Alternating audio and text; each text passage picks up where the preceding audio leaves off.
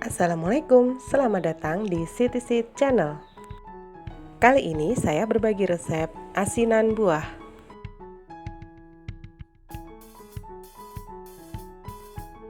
Langsung saja kita simak videonya.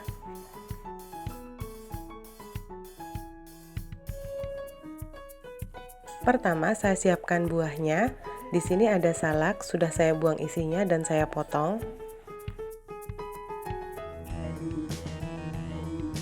Kemudian ada nanas dan juga bengkoang.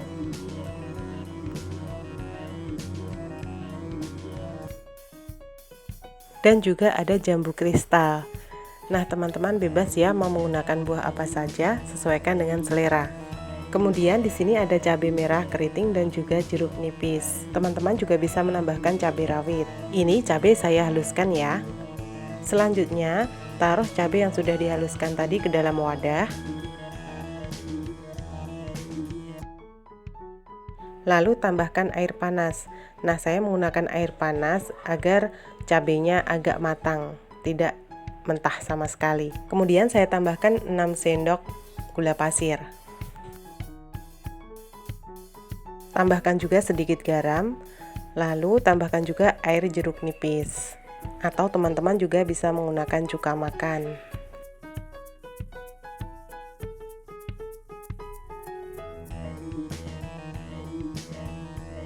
Jangan lupa koreksi rasa ya teman-teman.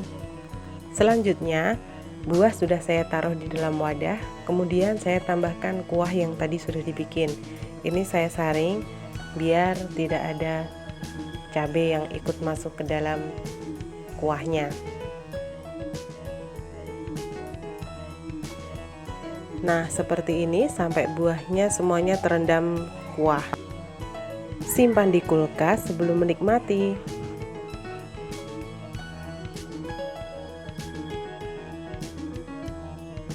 Ini dia, asinan buah siap untuk dinikmati.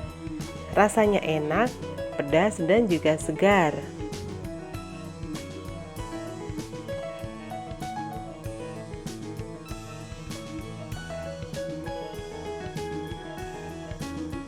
Bagi teman-teman yang suka, silahkan mencoba.